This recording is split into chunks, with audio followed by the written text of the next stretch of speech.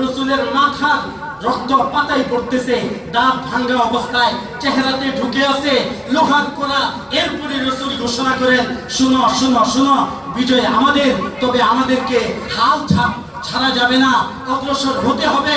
ওয়াল্লাযী নাফসু মুহাম্মাদিন বিয়াদি লা আখরুজান্না ওয়ালা ওয়াহদি, আমার এই আল্লাহর দ্বীনের জন্য আমি তো জীবন দিব মুহাম্মদ, যদি কেউ না যাও আল্লাহর কসম করে বলছি আমি মুহাম্মদ একাই যুদ্ধের ময়দানে যাব। বুখারী খুলেন, উলামায়ে কেরাম উপস্থিত, উলামায়ে কেরামকে জিজ্ঞেস করেন হাদিস আছে কিনা। শুধু এতটুকু না, রাসূল বলেন লাওয়াদিতু আন উক্তালা ফি সাবিলিল্লাহ সুম্মা উহইয়া সুম্মা উক্তাল সুম্মা উহইয়া সুম্মা উক্তাল সুম্মা উহইয়া সুম্মা উক্তাল, আমি তো চাই আল্লাহর দ্বীনের জন্য একবার আমাকে শহীদ করে দেওয়া হবে, আবার জীবিত করা হবে, আবার শহীদ করা হবে, আবার জীবিত করা হবে, আবার শহীদ করা হবে, আবার জীবিত করা হবে। এটাই আমি মুহাম্মদের আশা, আকাঙ্ক্ষা, দোয়া আল্লাহর কাছে। সুতরাং আমার উম্মত যারা হবে তাদের নিয়ত এটাই হতে হবে। বুখারীর হাদিস, রাসূল কুরবানি দিয়ে সাহাবায়ে কেরামের ২৭,০০০ না ৫৪,০০০ সাহাবায়ে কেরাম, কত ৫৪,০০০ সাহাবায়ে কেরামের রক্তের উপর দিয়ে খেলাফতে রাশেদা কায়েম হয়েছে। খেলাফতে রাশেদা ৩০ বছর চলেছে।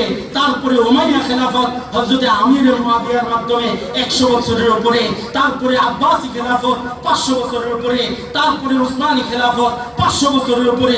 ১৯২৪ সালে এই লালন, এই নাফাক, কান্দা, কুফরি, এই শিরকি মতবাদ, যেটাকে কেউ বলে গণতন্ত্র, কেউ বলে ইসলামী গণতন্ত্র, যেটা করার পরে না ইমান থাকে, না ইসলাম থাকে, না তার ভিতরে কোনো মানুষত্ব থাকে, সেই নাপাক গান্দা গণতন্ত্র এসে আমাদের ১৩০০ বছরের খেলাফতকে ধ্বংস করে এই মুসলিম উম্মতে মুসলিমাকে কাফেরদের হাতে ছেড়ে দেওয়া হয়েছে।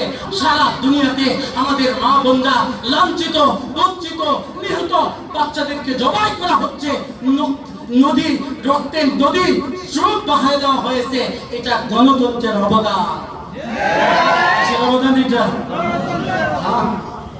যতদিন খেলাফত ছিল ততদিন কোন কাফের চোখ রাখে তাকাইতে পারে না মুসলমানদের দিকে। আরে দুনিয়ার সবচেয়ে বড় জালেম হাজ্জাজ ইবনে ইউসুফ, যে আব্দুল্লাহ ইবনে জুবাইর রাদিয়াল্লাহু তাআলা আনহুর খেলাফত ধ্বংস করার জন্য কাবাতে হামলা করেছে, কাবার ছাদ ভেঙে দিয়েছে, দরজায় আগুন লাগিয়ে দিয়েছে, আসমান থেকে বোমার আওয়াজ হয়েছে, সে ভয় করে নাই। তার জুলুমের পর্যায়ে ওই পর্যায়ে চলে গিয়েছিল।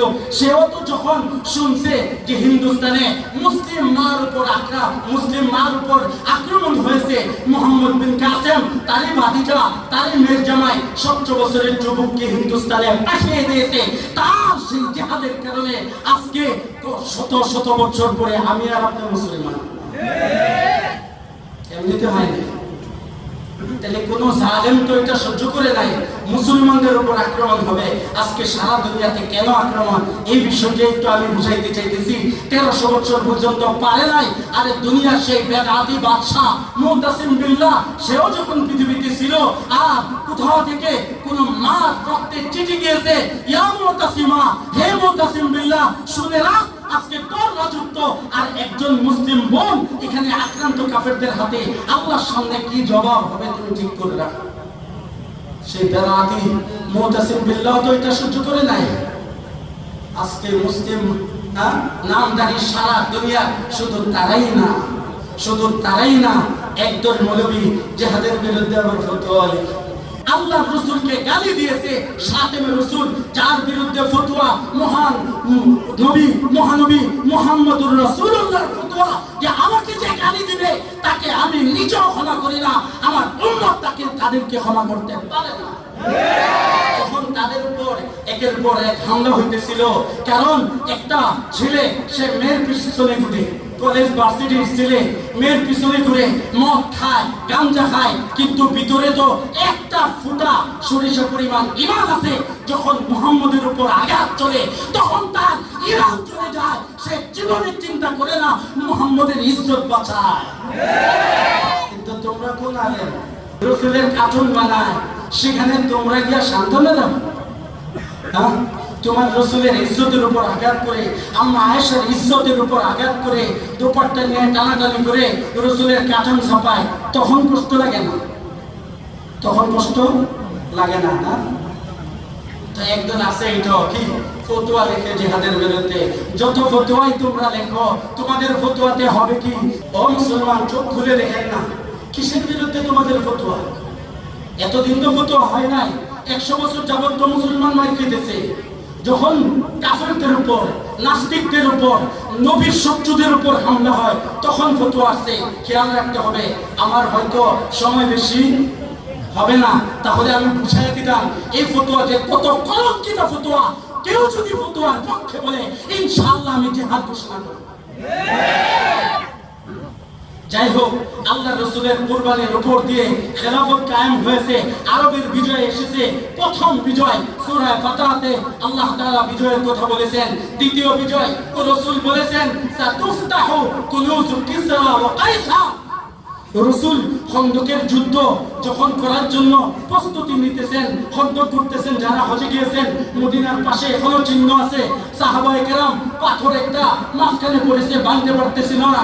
রসুলকে খবর দেওয়া হয়েছে, রসুল এসেছেন, পাথরে আঘাত করেছেন, পাথর ভেঙে টুকরা হয়ে গেছে, আগুন বের হয়েছে, আলোকিত হয়েছে। আল্লাহ রসুল বলেন, এই আলোতে রোম পারস্যের অট্টালিকাগুলো আমাকে দেখানো হয়েছে। সাতুফতাহু, ও ছেড়ে আমার উম্মত রোম পারস্য দখল করে নেবে। কি করবে? মুনাফিকরা হাসতেছিল, পেটের মধ্যে পাথর বাঁধা, নবী সহ সাহাবায়ে কেরাম সহ, আর যুদ্ধ করার জন্য অন্য অস্ত্র, গাড়ি, বাহন সেগুলোর ব্যবস্থা করে। আর মুহাম্মদ গর্ত করতেছে যুদ্ধ কি বিজয় করার জন্য, যুদ্ধে বিজয় হওয়ার জন্য, যান বাঁচানোর জন্য।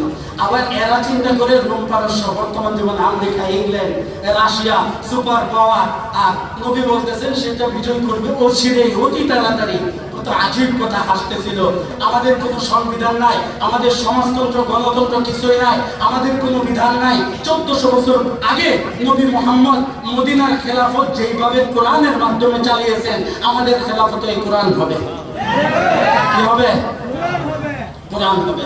সারা দুনিয়া পেরেশান। আরে কোরআন যদি খেলাফতের আইন বিধান হয়ে যা কোরআন, তাহলে কি করা যাবে না? এই জাতি আবার উঠে যাবে, আমাদের রাজত্ব আসবে না।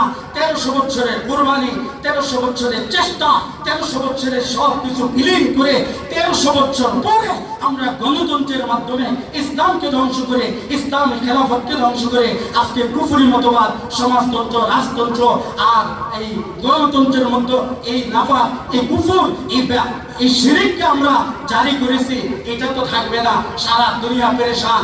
এক শ্রীগালের নেতার মতো চিল্লানি দিয়েছে আমেরিকা, সারা দুনিয়া তার সমর্থন করেছে। এমনকি বাংলাদেশের অস্ত্র দেওয়ার ক্ষমতা নাই, টাকা দেওয়ার ক্ষমতা নাই, পয়সা দেওয়ার ক্ষমতা নাই, কিচ্ছু নাই। বলছে যে আমি দোয়া দিয়ে দিলাম। কি দিয়ে দিলাম? বুঝতেছেন কিছু? ফকির যখন ভিক্ষা চায়, কিছু দিতে পারে না, দোয়া দিয়া দেয়। বাবা অন্য বাড়িতে যাও, আমার কাছে কিছু নাই, থাকলে দিতাম, বাকি দোয়া দিতাছি, তোমার ব্যবস্থা আল্লাহ করবে। তো বাংলাদেশ তো কিছুই দিতে পারে না। বাংলাদেশের সৈন্য পৃথিবীর মধ্যে সবচেয়ে দুর্বল সৈন্য। এটা খেয়াল রাখেন। এটা আমার কথা না, এটা তাদের কমান্ডো বাহিনীর কথা। এত দুর্বল তো দিবে কি? এই জন্য বাংলাদেশ বলছে আমি সমর্থন দিলাম। তো সমর্থন মানে কি? তোমার সমর্থন দিয়ে কি হবে? তা আমি এটা বলি, হ্যাঁ দোয়া দিচ্ছি। কে দিচ্ছে? কেউ বাকি থাকে নাই। কিন্তু বুশ বলেছে কয়েকদিনের মাধ্যমে তোমাদের এই খেলাফত সব আমরা ধ্বংস করে দেব।